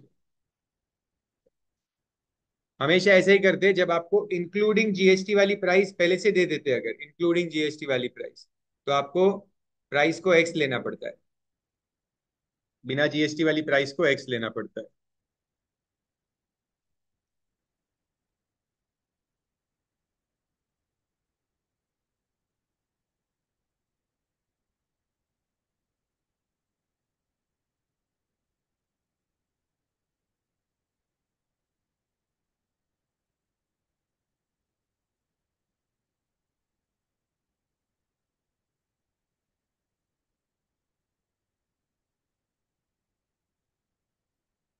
कैलकुलेट करके find करो क्या मिलेगा।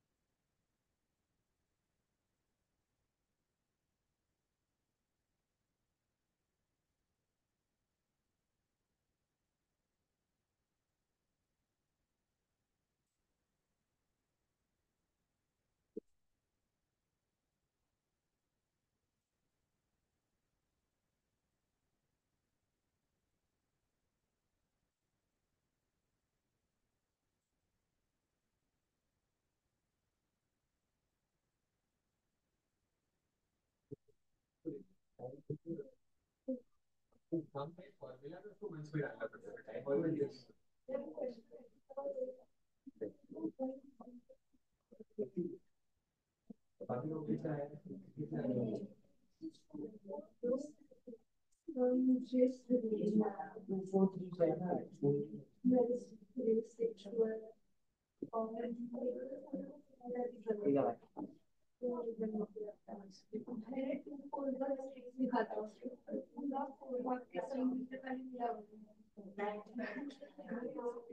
रिफ्लेक्शन आया क्या? रिफ्लेक्शन पूरा लास्ट में कर देते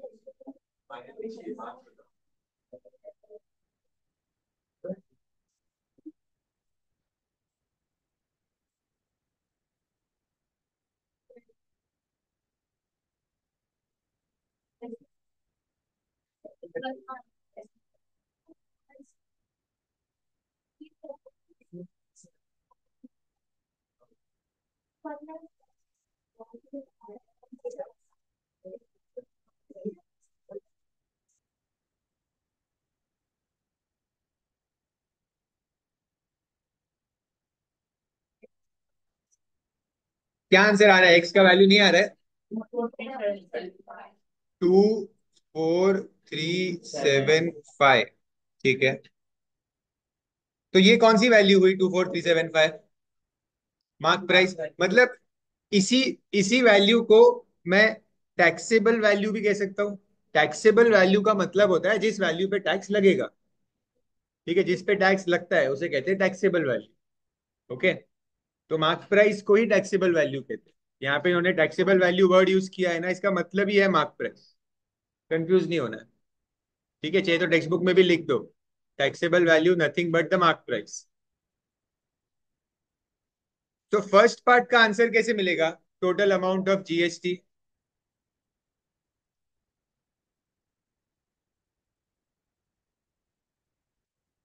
दोनों को माइनस कर दो ना, इसको और इसको माइनस कर दो तो मिल गया जीएसटी। ये ये जीएसटी इंक्लूडेड वाली प्राइस थी, और ये बिना जीएसटी वाली प्राइस है। दोनों को माइनस करो, वही तो जीएसटी है आपका। करने को आप अलग से इसका 28% भी फाइन कर सकते हो, बट वो क्यों मेहनत कर रहे हो इतना वापस? सीधा दोनों को माइनस करो ना, 31200।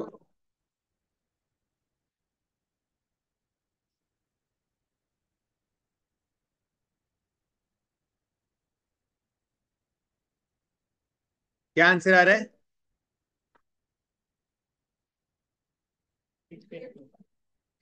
6825। ठीक है, समझ में आ रहा है क्वेश्चन? मतलब पहले आपको 31200 दिया था, आपने बिना जीएसटी वाली प्राइस निकाली 24325। फिर आपने जीएसटी निकाला 6825। इन दोनों को मिलके ही ये आंसर आया है।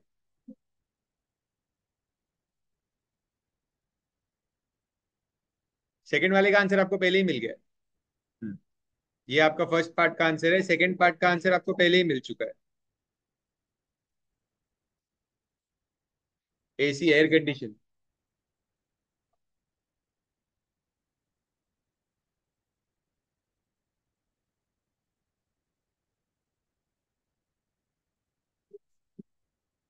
फोन हर 2 मिनट में ना, मतलब, मतलब क्या बोले ना, ऑक्सीजन हो गया वो, हर 2 मिनट में चाहिए ऐसा। तो क्या हो गया यार तुम्हारी जनरेशन? जो फोन से बच गया मुझे लगता है वो सुखी हो गया आज की जनरेशन में, नहीं?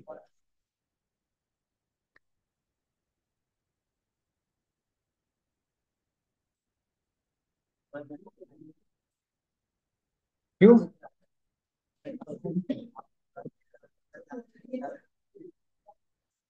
चलो अभी देख लेते हैं।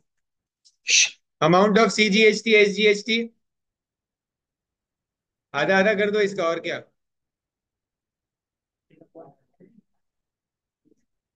6825 का आधा आधा कर लो, सीजीएसटी एसजीएसटी।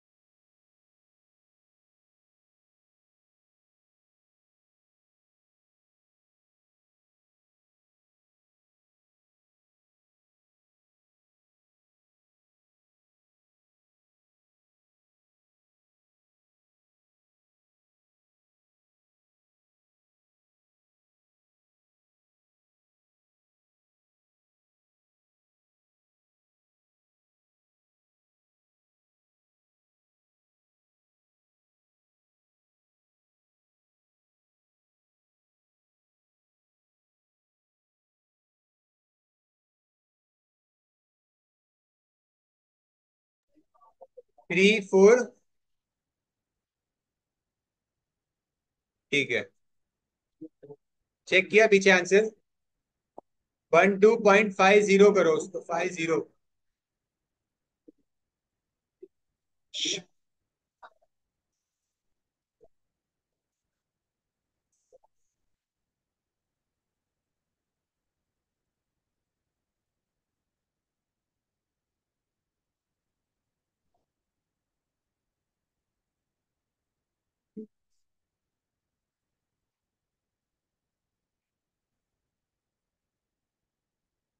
देखो, हो गया सम सबका।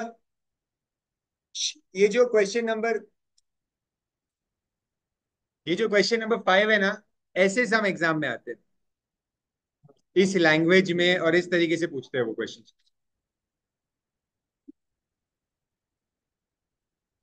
फ्रैंक में आपको ऐसे ही 10-15 सम मिलेंगे।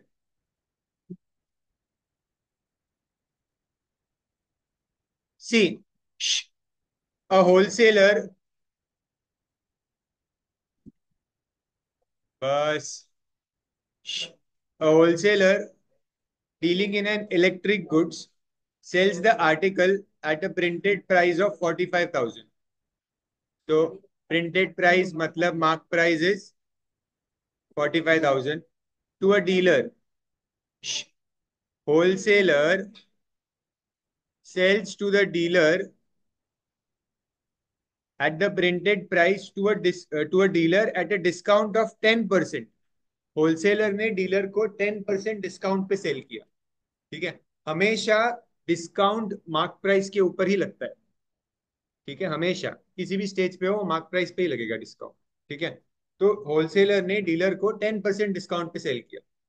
ठीक है, तो मुझे कैसे मिलेगा वो वैल्यू, मेरे को इस पे 10% डिस्काउंट करना पड़ेगा। ठीक है, तो डिस्काउंटेड प्राइस निकालना पड़ेगा मुझे। Discounted price 45,000 minus 4,500। हाँ, वैसे भी कर सकते हो। ये 10% ओरली मिल रहा था इसलिए मैंने ऐसे किया। आप ऐसा भी कर सकते हो, 45,000 का 90% निकाल सकते हो, या फिर आप 45,000 का 10% निकाल सकते हो, फिर उसको माइनस कर सकते हो। आपको जैसा करना है आप कर सकते हो। तो क्या आंसर आ रहा है? 40500। ठीक है, तो इस प्राइस पे डीलर को सेल किया है। ओके, तो 40500। ठीक है, the dealer sales the same article to the consumer at a discount of 4% on printed price. मतलब डीलर ने कितने में सेल किया कंज्यूमर को? 4% डिस्काउंट, और इसी प्राइस पे हमेशा डिस्काउंट होगा क्योंकि ये प्रिंटेड प्राइस है, ये प्रोडक्ट के ऊपर लिखी हुई है। नहीं, इस प्राइस पे, मार्क प्राइस पे डिस्काउंट।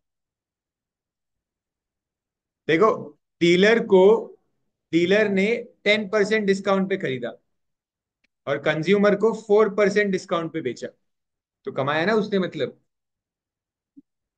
नहीं समझे? देखो, एक, जैसे अगर एक मोबाइल फोन है, उस ये मोबाइल फोन का बॉक्स है, उसके ऊपर लिखा हुआ है कि price 1 lakh.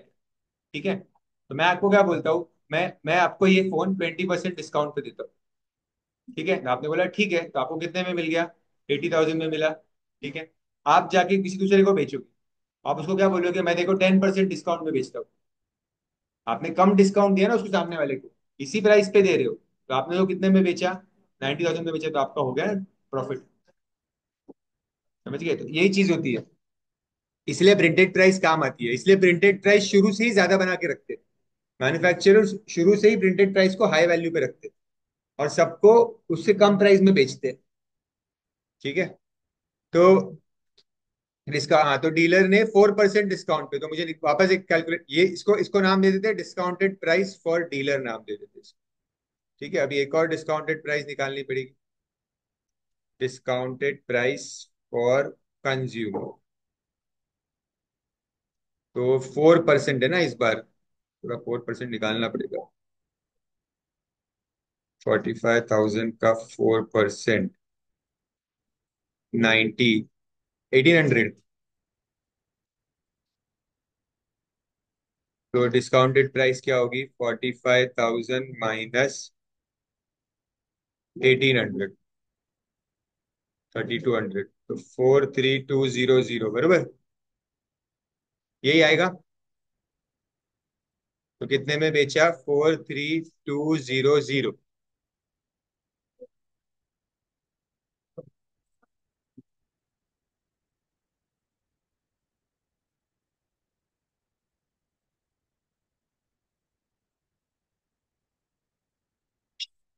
Rate of GST is 18%।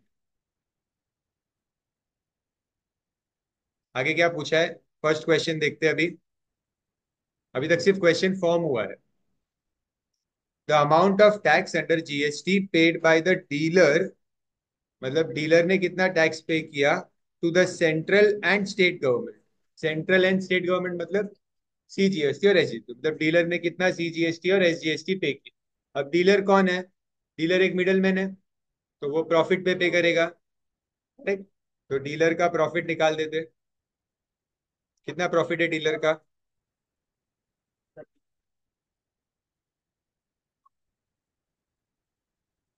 Dealer के लिए तो सिर्फ ये दोनों ही प्राइस है ना, डीलर को फर्क ही नहीं पड़ता 45,000।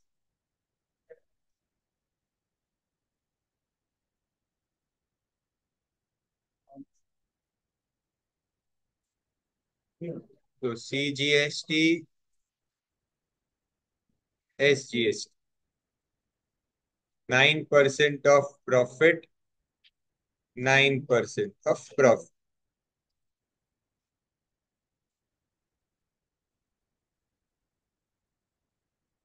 कुछ भी डाउट आ रहा है तो मुझे बताओ, कि कुछ कंफ्यूजन आ रहा है, कुछ हो रहा है तो मुझे बताओ।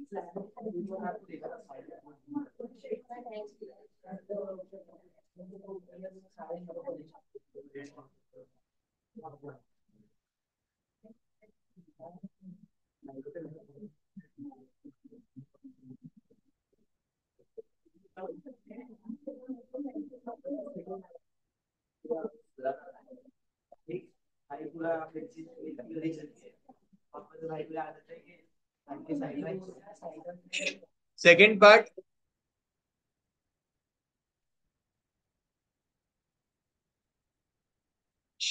सेकेंड पार्ट में the amount of tax under GST received by central and state government, ये कैसे करेंगे?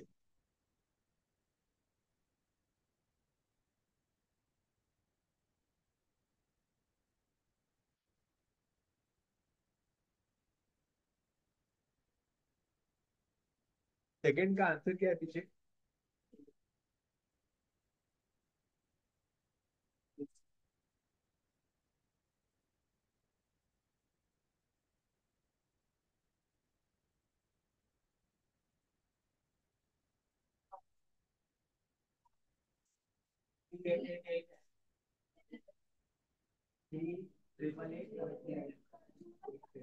और थर्ड पार्ट का?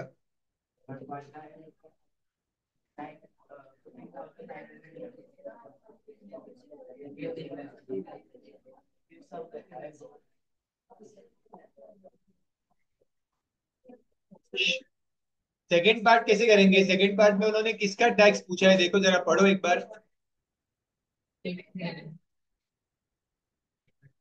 Central and state government, but किसका टैक्स?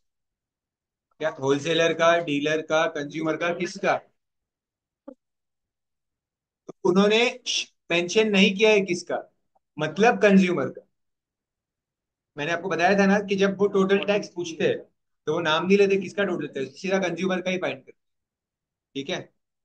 तो amount of tax under GST received by the central and state government, मतलब आपको सीधा कंज्यूमर की वैल्यू पे ही टैक्स फाइंड करना है। ठीक है, इंपॉर्टेंट है ये। तो सेकेंड पार्ट में सीजीएसटी एसजीएसटी निकालना है, दैट इज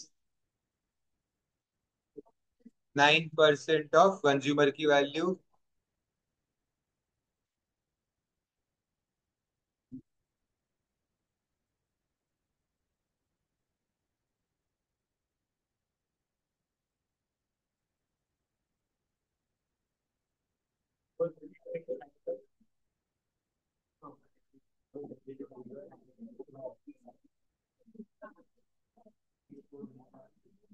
क्या आंसर आ रहा है?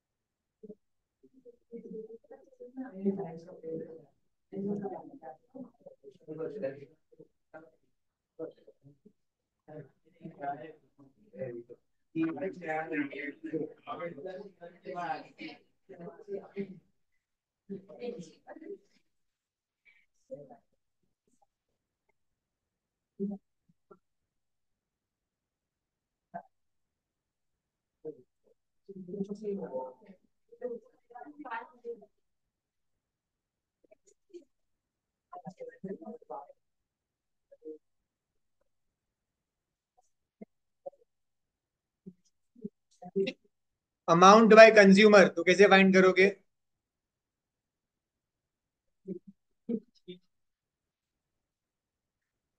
जो जिस प्राइस पे खरीदा उस पे जीएसटी, तो आपने ऑलरेडी जीएसटी कैलकुलेट कर लिया है कंज्यूमर के प्राइस का, उसको यूज कर सकते हो। ये कितना मिला था आंसर?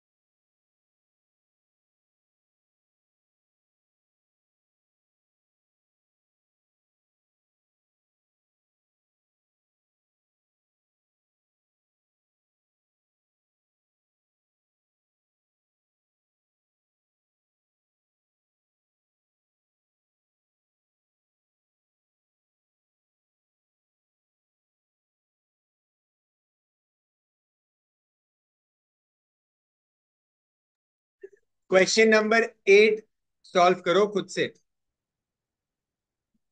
क्वेश्चन नंबर 8 सॉल्व करो खुद से।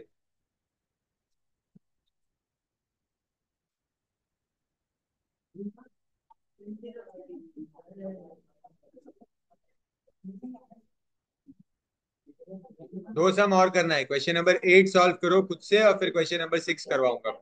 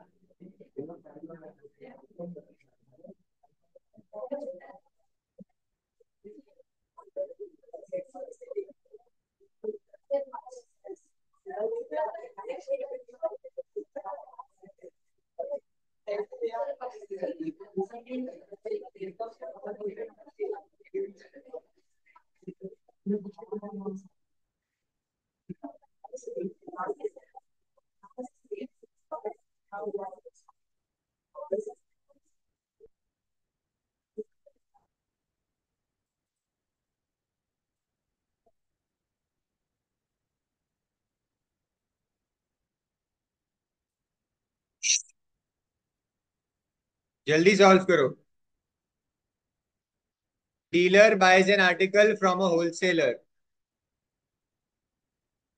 Mark price is given as 6000।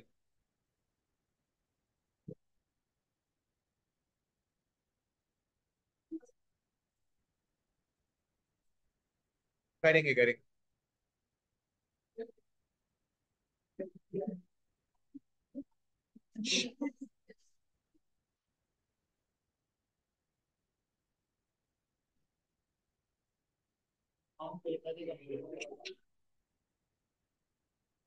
करेंगे।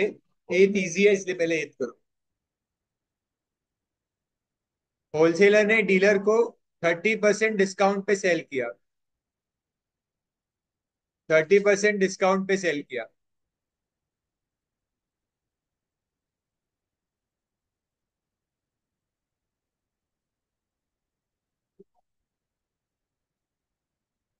30% डिस्काउंट पे सेल किया है।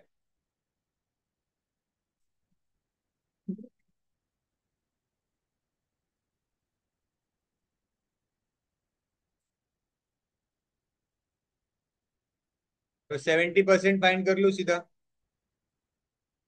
6 7 जा।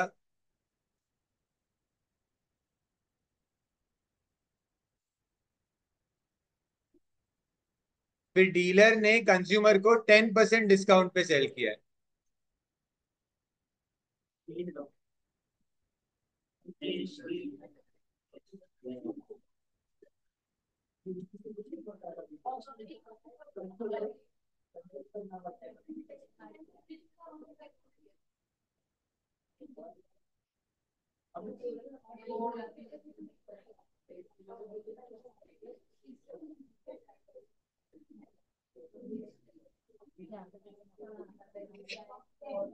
डीलर ने 30% डिस्काउंट पे खरीदा,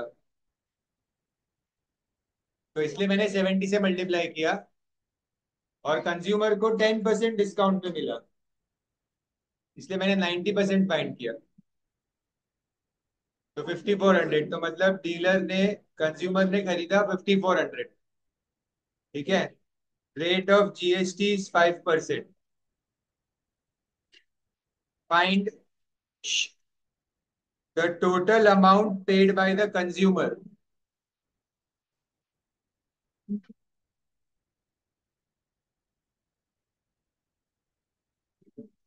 total amount paid by the consumer.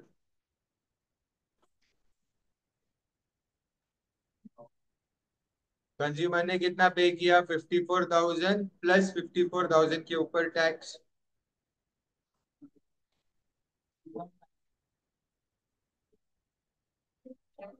Tax under GST paid by the dealer to the state government.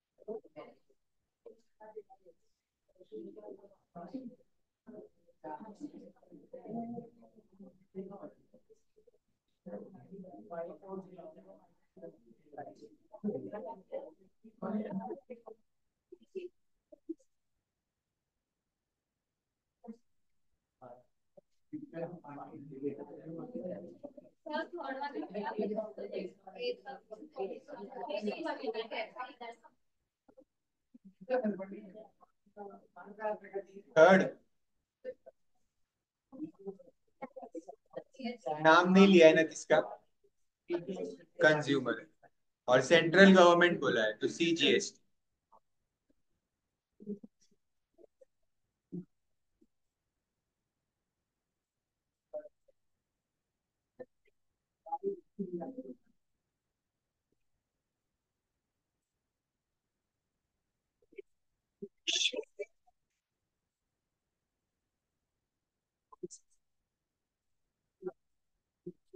हाथ चलाओ ना। जब जब वो मेंशन नहीं कर रहे हैं, ये जैसे आप लोगों ने बोला, amount of tax paid by the shop, amount of tax received by central government from whom, वो बोला नहीं है। जब नहीं बोला होता है तो कंज्यूमर।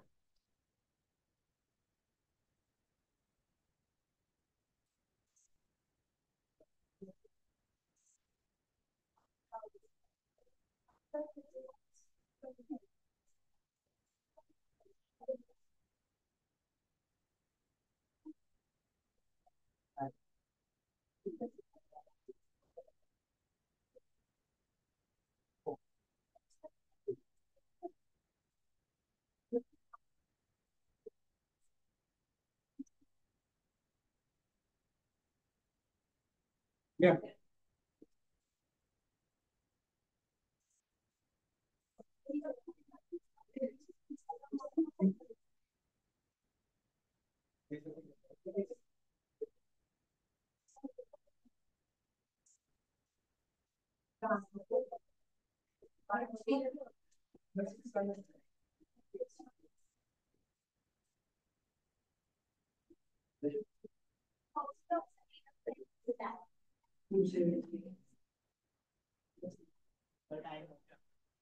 नहीं हुआ,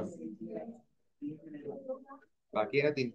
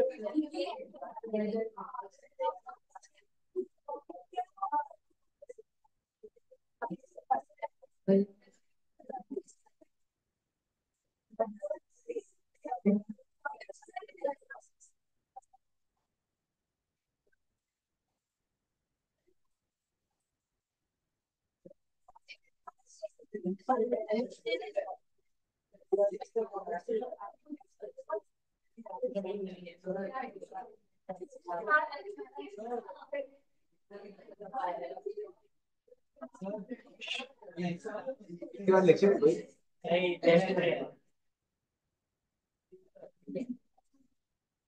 ठीक है, इतना ही करेंगे।